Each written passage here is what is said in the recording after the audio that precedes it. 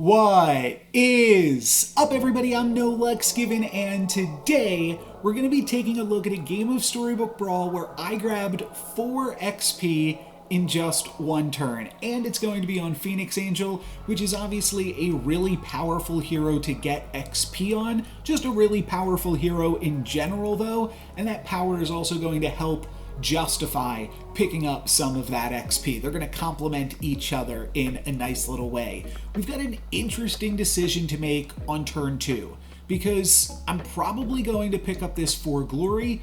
The only question is, what am I going to pick that up along with? And I ultimately decide to go Cinderella plus for glory because that way we get a tick onto the Cinderella. But another really powerful play there is to pick up Baby Root because a 7-10 will probably allow you to win the combat, and then you'll grab that extra unit with the 4 glory. And we do wind up paying a little bit here as we lose the combat to Celestial Tiger with their Forbidden Fruit. So a little bit awkward. We're gonna have to try to regroup this a little bit, and I'm gonna try to regroup by picking up some kitty cut purses and getting back in the game that way, trying to potentially grab some extra gold and try to grab a lead from that. Now, we are going to, one of the things that I like about Phoenix Angel as well is like you can take a little bit of risks because next turn we're going to get a free level 3 good character. So that will also help us get back into the game despite losing that Humpty Dumpty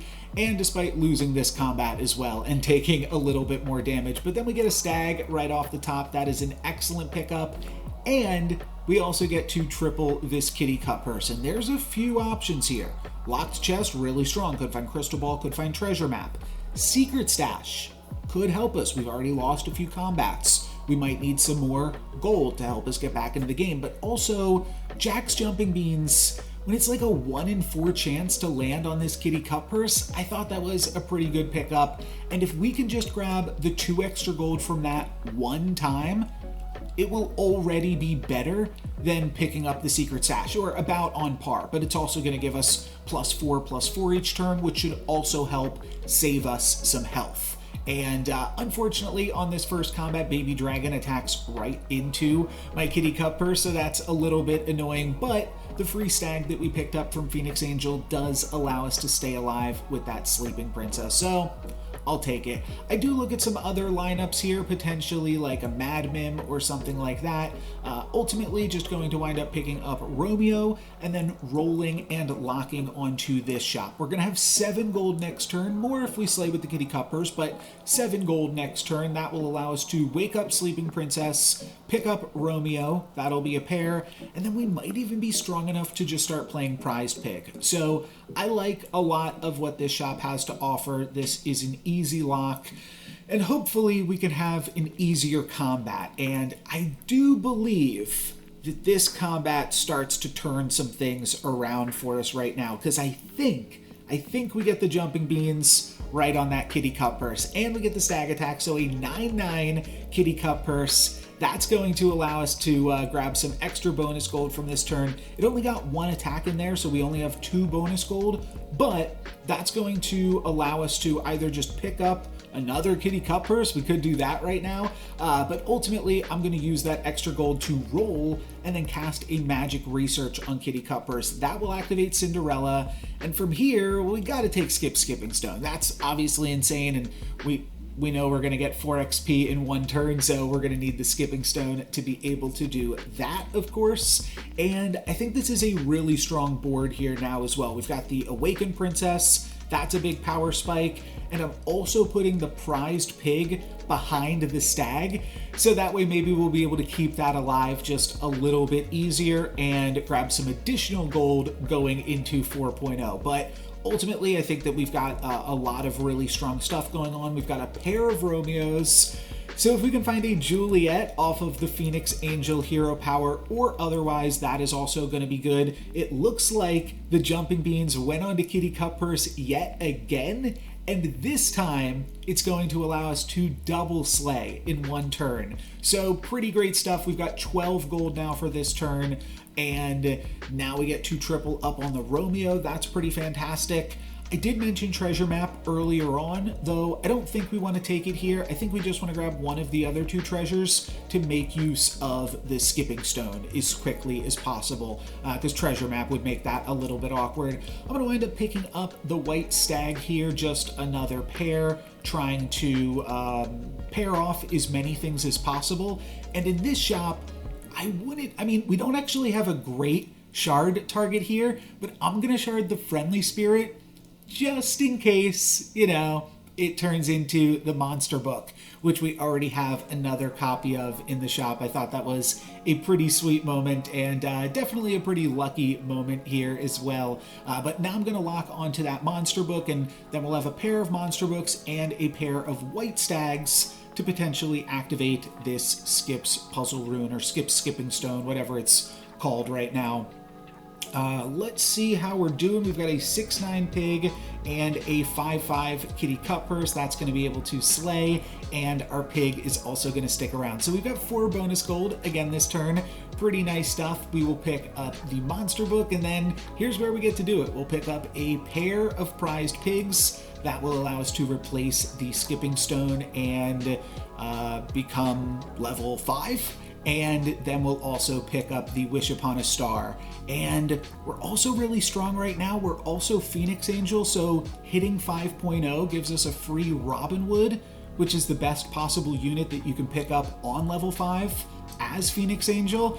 So now I just have to figure out which of these characters I'm playing and which ones I'm selling to pick up that Wish Upon a Star. I'm going to finally get rid of the kitty cut purse. I think its time is nearing towards the end, but we will still keep on playing the prize pig, try to grab some extra cashola from that, and just want to put as much power out there as possible this turn to have a really nice 6.0 on 4.2. We'll be 4 XP up on the rest of the lobby. Pretty crazy stuff. We just have to win this combat, and I suppose keep our prized pig around, but we're going to do both of those things. Absolutely incredible. And here we are, 6.0 with 14 gold even, and a free Empress piece. So it's basically 20 gold.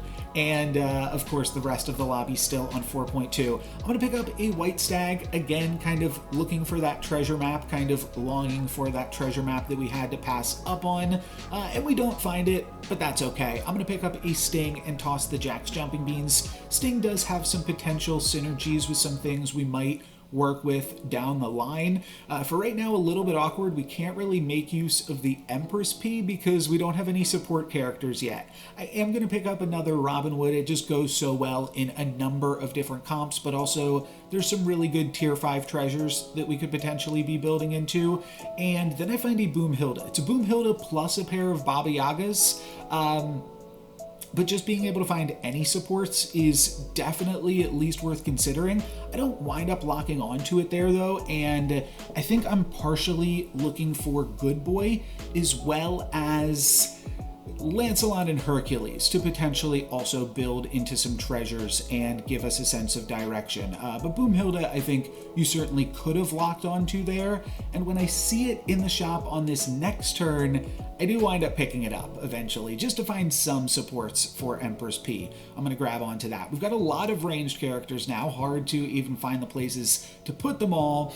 And then we find Lancelot, so definitely want to sell off some things for that, because with Sting and Boomhilda, we can activate Lancelot immediately. So definitely going to want to pick that one up. And then I do think I just wind up rolling down for the rest of the turn, despite the rest of the lobby not being caught up to us in level. Everybody else is on 5.0 right now, some people else a little bit higher.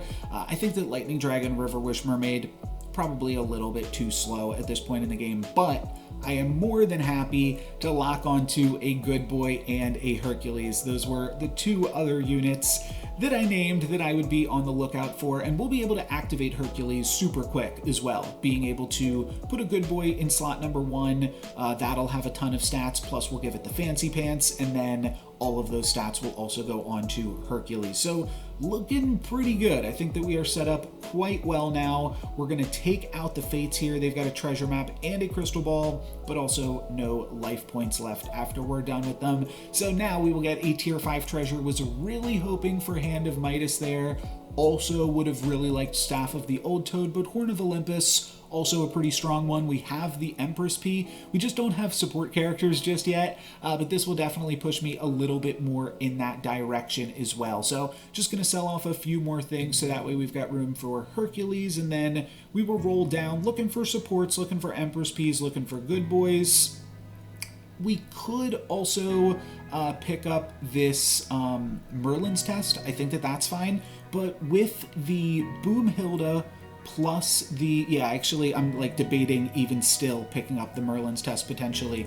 With Boomhilda plus the Sting, I think that we actually might have enough to start slaying. Now, I'm not actually trying to move into a slay comp here necessarily, but if Good Boy can get the slay, that means it'll be a little bit more stats on it. I potentially should have put Empress P a little bit more towards the front of my comp, so that way that could start slaying and getting some bonus stats as well. But we're gonna do pretty good here, grabbing a win against Rumple and a little bit more stats onto Good Boy. And then I'm going to throw the Merlin's Test on it this turn.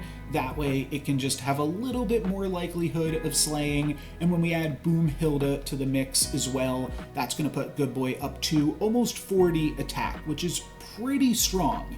Especially since I don't think the rest of the lobby is quite at 6.0 yet. Maybe this is their 6.0 turn. Wasn't fully paying attention to it, but either way, I think this is a really, really good power spike. We also should be activating Hercules this turn. It's got 45 attack, so I've moved that to the final slot. Slot 4, just because we don't need that to be in too much combat, but we should be able to grab a tier 6 treasure from that and a tier 6 treasure from Boomhilda that we are locking onto here. Treasure. So that is what we are doing right now, is picking up some tier 5 treasures.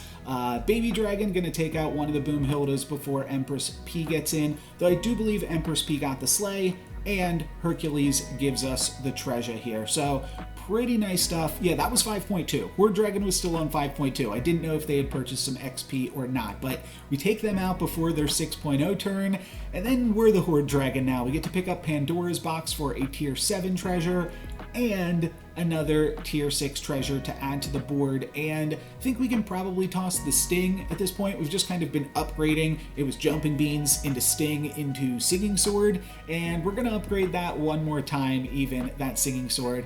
I do think about locking onto Lordy because it would be kind of fun to pick up a World Tree next turn, though I'm not going to count on that. I'm just going to keep rolling and pick up Empress P after that, and this works with a number of other treasures as well. I think Mirror Mirror is the one that I would be most excited to pick up here, maybe other than Holy Grail. That one's just also always very strong. So definitely some good options coming up here. We'll see what we get and how we do up against Skip. Looks like they are already dead. I'm not sure. I feel like this happens sometimes when you kill people, they just start the combat dead and you get like a little bit preview, because I believe, let me go back for 1 second.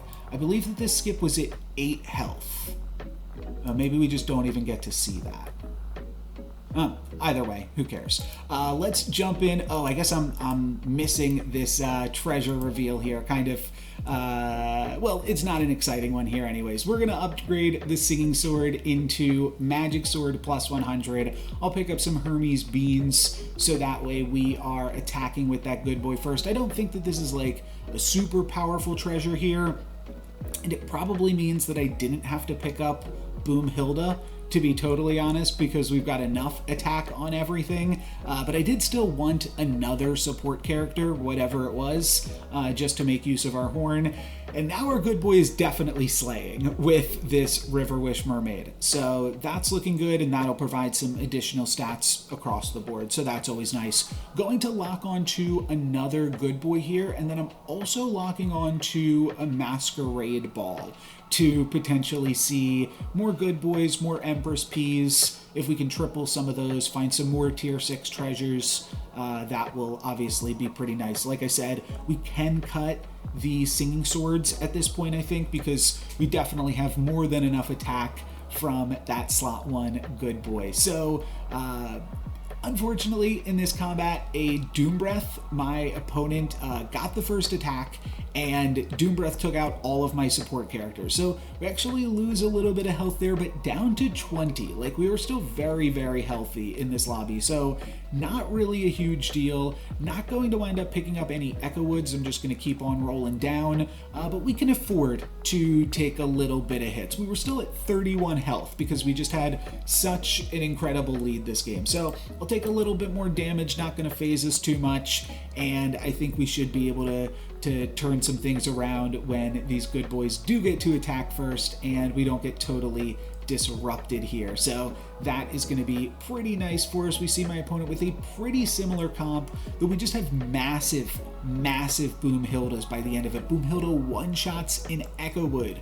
Pretty incredible stuff there. Now we're playing up against the Ghost, so we've got some time to pick up some good boys or some Empress P's. Could even pick up another Boom Hilda, but I think we're kind of over that at this point. Just want to find some more good boys, and there we go. We'll pick that up. That'll give us access to tier 6 treasures, which is pretty good. So Wand of Weirding and being able to replace those singing swords that, like I said, that extra attack kind of superfluous.